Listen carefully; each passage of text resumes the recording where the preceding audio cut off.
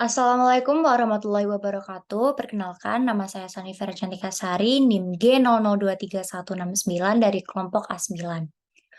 Di sini saya akan mempresentasikan dan juga menjelaskan mengenai anatomi artikulatio genu, plexus brachialis, dan regiodorsum extremitas superior. Baik, yang pertama adalah regio genu atau regio daerah lutut kita. Nah, di lutut kita ini sebenarnya cukup kompleks dan saat ada kalau misalnya kita lagi check up ke bagian ortopedi, bagian genu ini tuh ada sendiri gitu, saking kompleksnya.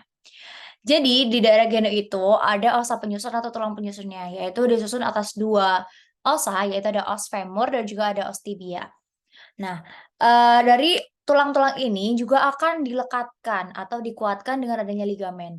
Ligamen penyusun dari os femur dan juga os tibia ini ada ligamen cruciate anterior, posterior, medial, dan lateral, kemudian ada ligamen patella. Nah, mungkin dari teman-teman yang, awam dengan dunia persepakbolaan sudah tidak asing ya dengan kata ACL, PCL, MCL, LCL gitu. Sebenarnya apa sih itu? Jadi ligamen anterior cruciate atau ACL itu adalah sebuah struktur yang terdapat dalam sendi, sendi lutut ya terutama. Osa yang berperan dalam sendi lutut yang terkait dengan cedera ACL itu ada femur atau tulang paha kita, kemudian ada tibia atau tulang kering kita yang ada di betis, kemudian ada, ACL sendiri itu berfungsi untuk menghubungkan kedua tulang. Nah, di dalam sendi lutut itu, kalau misalnya ada CL, umumnya itu terjadi akibat tekanan atau gerakan yang tidak wajar dalam sendi tersebut, seperti putaran atau gesekan, yang kuat dan dapat menyebabkan kerusakan pada ligamen ini. Nah, selain ACL itu, ligamen-ligamen yang ada di otot itu juga ada yang namanya PCL gitu, PCL berarti kan, posterior cruciate ligament gitu. Nah, ini tuh yang berjalan ke belakang di daerah sendi lutut kita dan mencegah pergeseran tibia ke belakang terhadap femur. Lalu bedanya sama yang anterior tadi apa? Nah, kalau yang anterior itu dia mencegah si tibia dan juga femur ini ke depan gitu. Jadi dia mencegah tibia untuk, bergeser ke depan terhadap femur gitu. Nah, selanjutnya itu ada ligamen lateral atau LCL, itu ada, lateral dan juga medial ini, dia itu terletak di daerah sisi sendi lutut, kemudian mereka itu membantu untuk mengendalikan gerakan rotasi internal eksternal dan pergeseran sendi lutut, gitu. Dan yang terakhir ada ligamen patella. Nah, untuk ligamen patella ini, itu adalah ligamen yang menghubungkan antara patella atau tempurung lutut kita itu, tulang lutut kita, dengan tuberositas tibia dan membantu gerakan, lutut untuk mengekstensikan kaki kita gitu. Jadi saat kita ekstensi, eee, gerakan kita itu akan dilindungi sama namanya ligamen patella, dimudahkan dengan adanya ligamen patella itu, gitu. Next, kita akan membahas tentang otot. Jadi otot apa sih yang berperan dalam pergerakan struktur ACL itu? Jadi, otot-otot yang berperan itu ada 3, ada, otot hamstring, ada otot quadriceps, sama ada gastrocnemius gitu. Sedangkan otot ini tuh juga perlu ada dukungan dari tendon gitu. Tendonnya itu di sekitar ACL yang berperan dalam mendukung stabilitas otot itu ada tendon quadriceps, ada hamstring, sama ada patella. Nih gambarnya ada di sini ya. Next, selanjutnya kita ada membahas tentang bursa pada struktur ACL. Nah, bursa pada struktur ACL itu dibedakan menjadi 2, ada bursa, infrapatellaris bursa, habis itu ada bursa suprapatellaris. Jadi, menghafalkannya supra atas, infra bawah. Berarti kalau misalnya supra, itu berarti dia, berada di, atas dari patella gitu, sedangkan infra, dia berarti ada di bawah patella gitu. Nah, kayak ini, infrapatellaris berada di bawah patella dan mengandung cairan yang membantu melumasi sendi lutut dan melindungi tulang patella dari gesekan.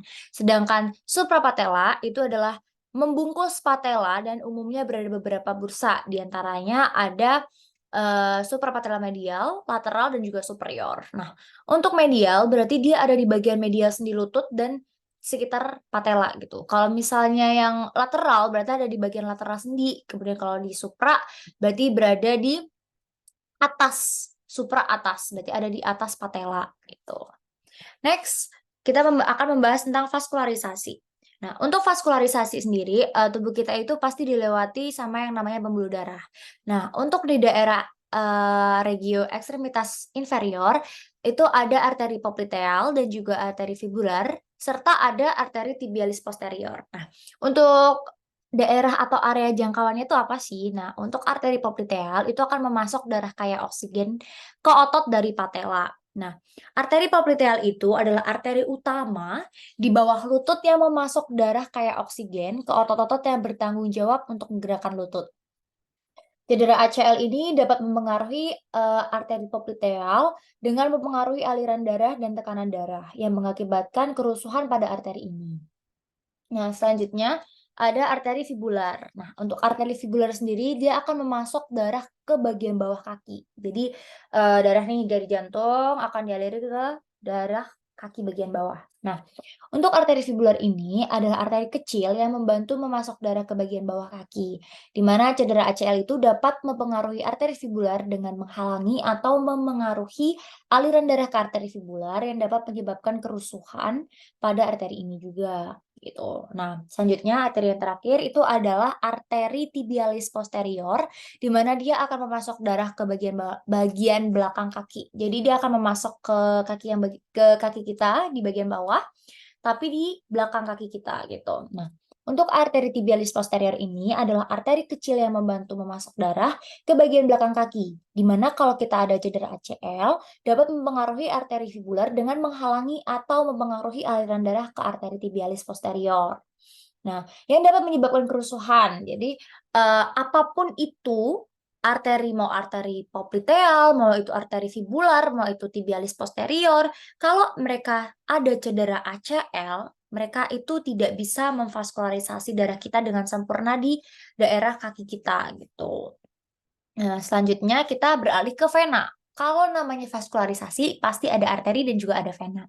Selanjutnya bagian vena. Nah, vena itu ada dua, ada vena popliteal sama ada vena fibular. Nah, yang pertama itu adalah vena popliteal. Nah, vena popliteal ini adalah vena utama yang mengembalikan darah ke jantung dari kaki, gitu.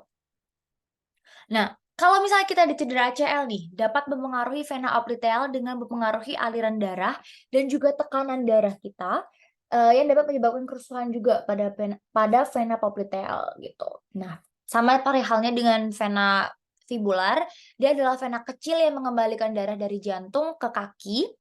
Kalau misalnya kita ada cedera ACL, itu juga akan menghalangi aliran darah kita yang akan disalurkan oleh, vena fibular, gitu. Next.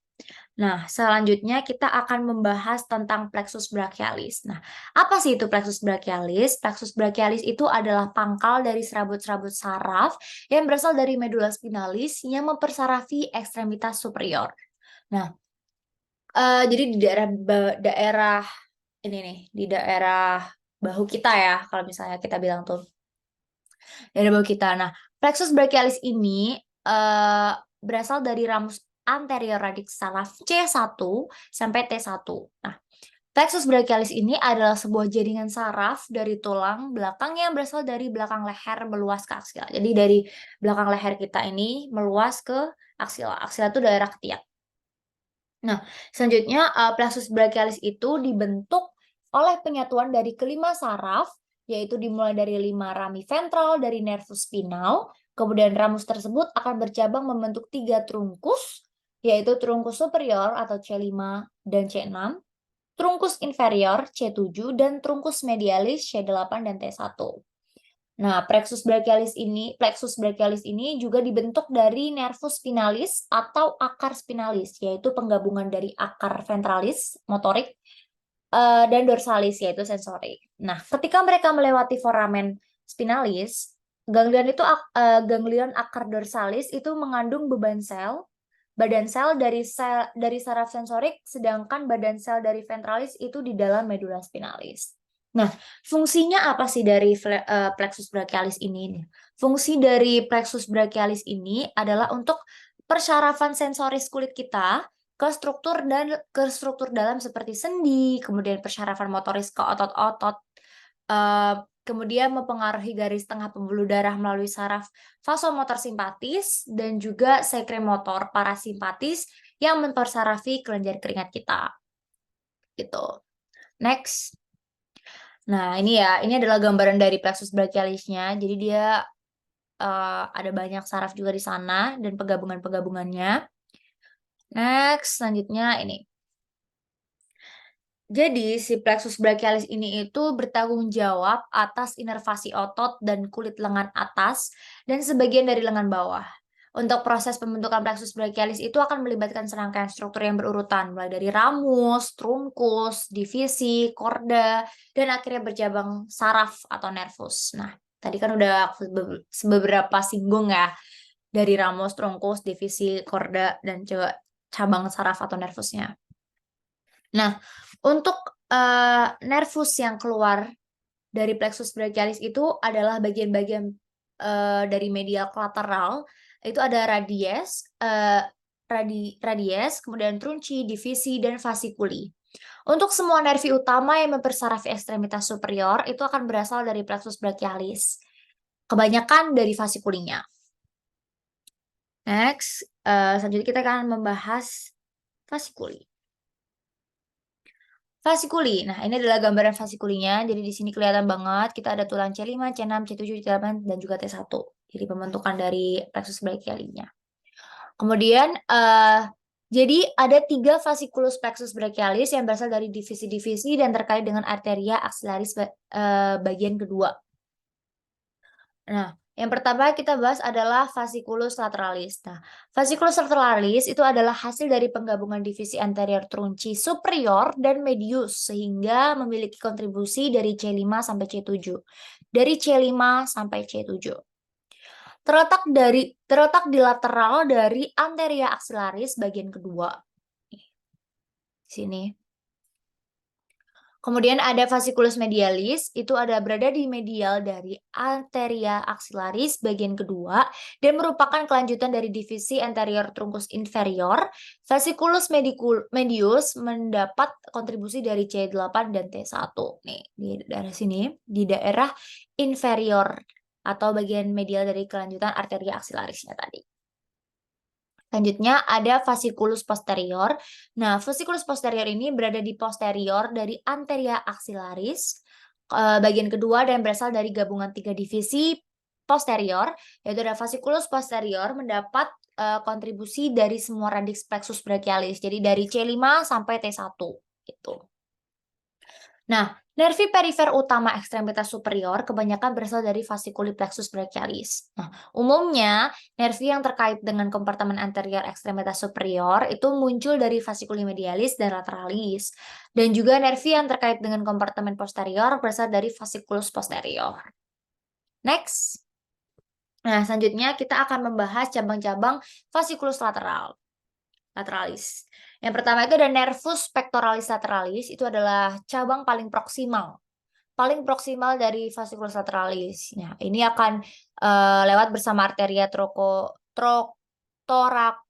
thoracoacromialis untuk menembus fascia clavi pectorale yang membentang pada celah di antara musculus subclavius dan musculus pectoralis minor dan akan mempersarafi musculus pectoralis major juga.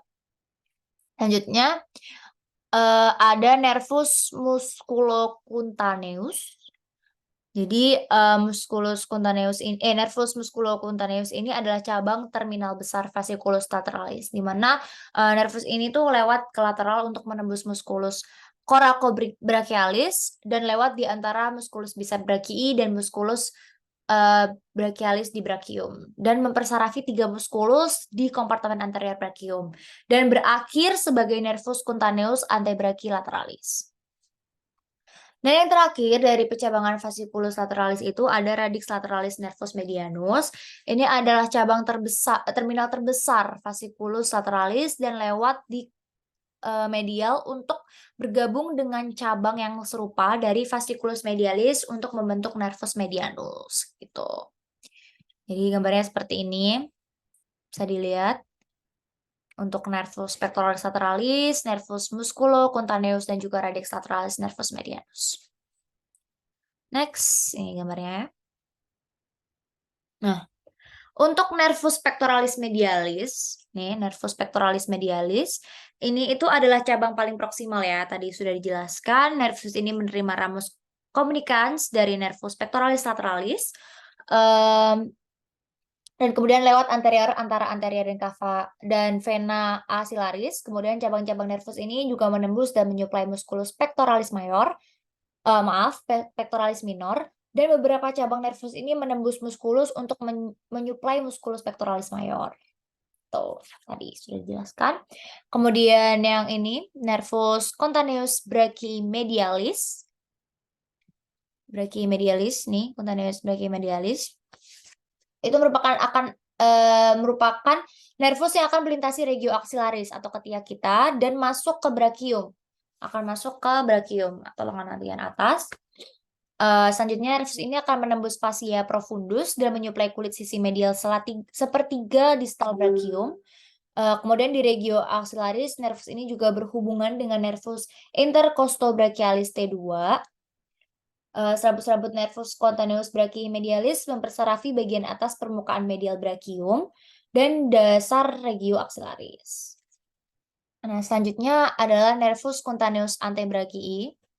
Nih, antebrachii medialis berasal dari distal di pangkal nervus cutaneus brachymedialis. Nah, nervus ini tuh keluar melewati regio axillaris dan masuk ke brachium serta memberikan cabang untuk kulit di atas musculus bicep brachii dan kemudian berlanjut menuruni brachium untuk menembus fascia profundus bersama vena basilica.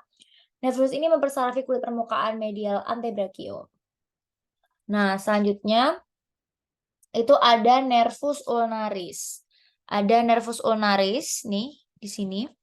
Ini adalah cabang terminal terbesar fasciculus medialis tadi.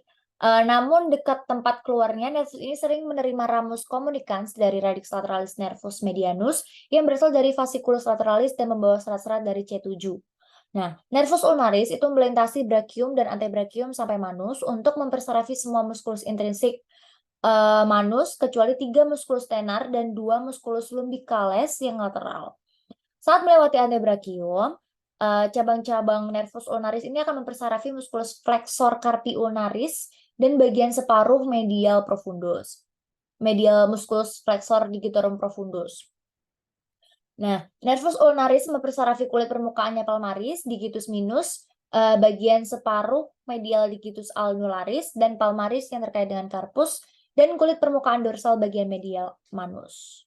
Nah, yang terakhir ini ada nervus medianus.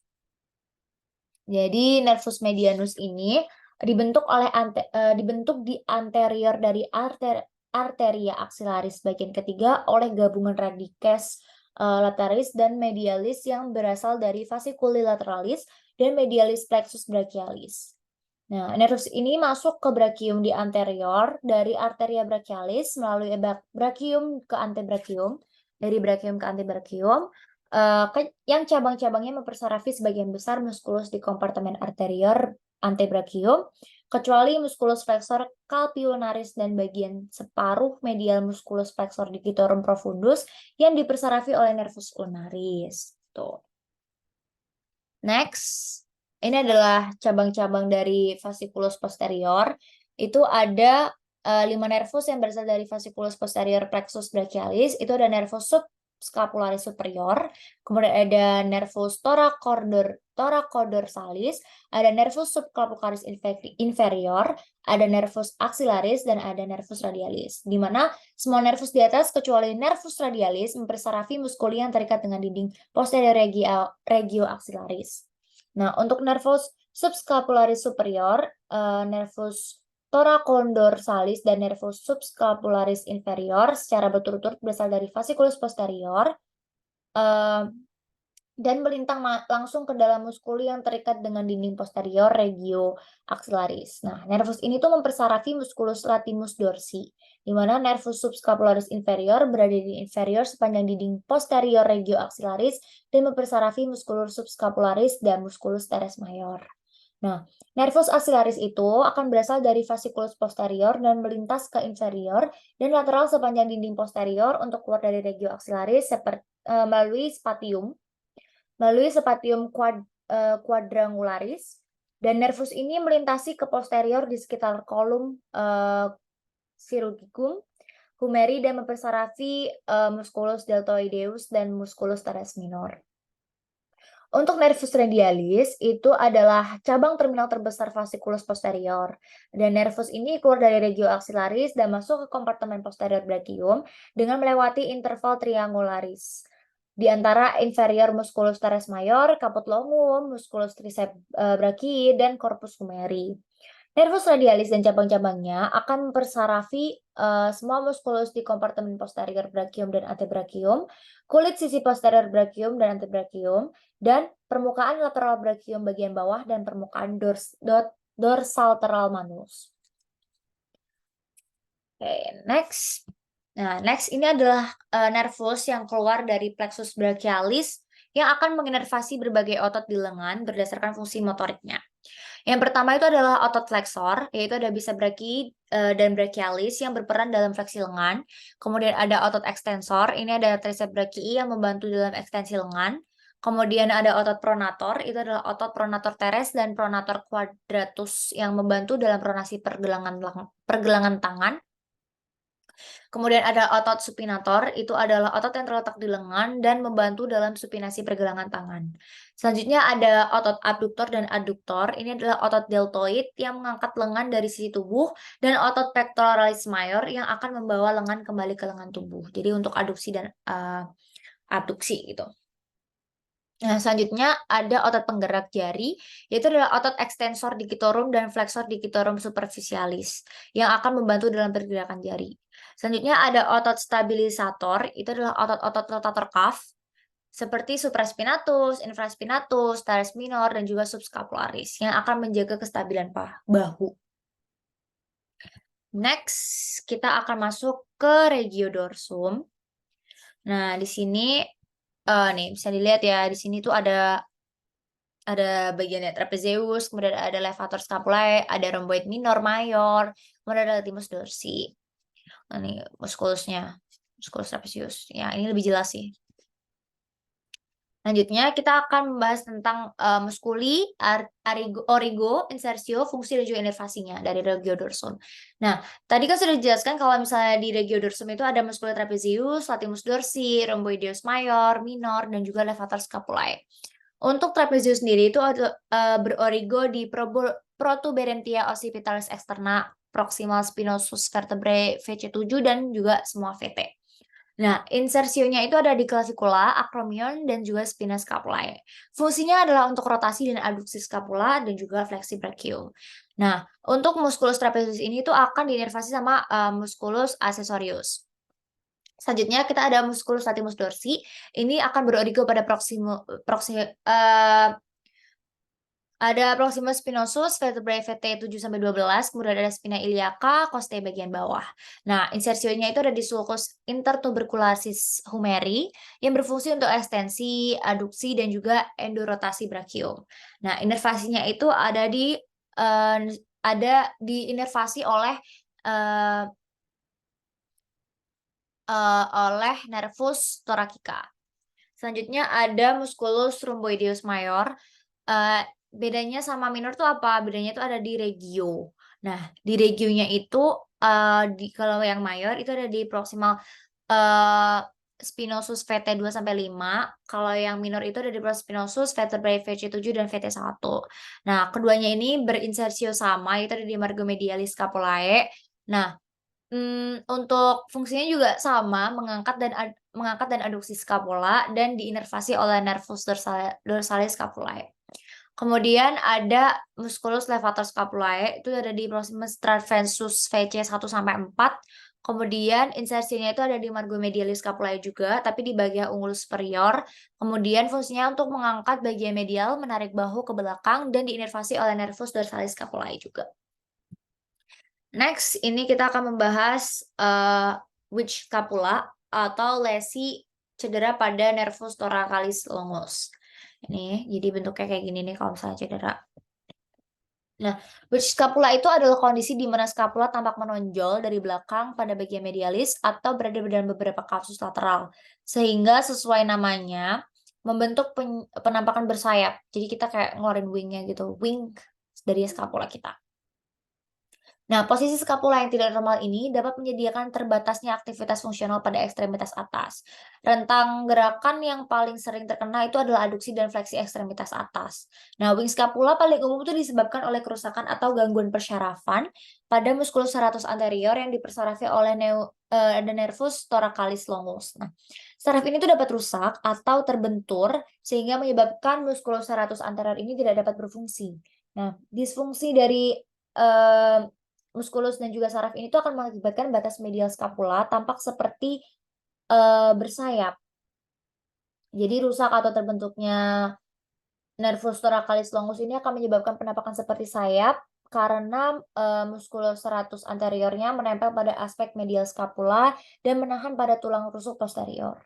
Nah, sebagian besar kasus kelumpuhan muskulus serratus anterior ini dapat sembuh dengan sendirinya dalam waktu 24 bulan atau 2 tahun ya berarti. Nah, walaupun jarang, selain itu ada winch scapula yang, disebabkan karena kerusakan atau kelumpuhan pada muskulus trapezius dan muskulus romboid yang dapat menyebabkan skapula melebar ke bagian lateral, gitu. Nah, hal ini terjadi karena muskulus trapezius itu, berfungsi untuk mengangkat, menarik, dan juga memutar skapula. Jadi ini, dia itu kayak sayap menonjol di bagian lateral. Selesai. Jadi sekian dari saya, terima kasih. Wassalamualaikum warahmatullahi wabarakatuh.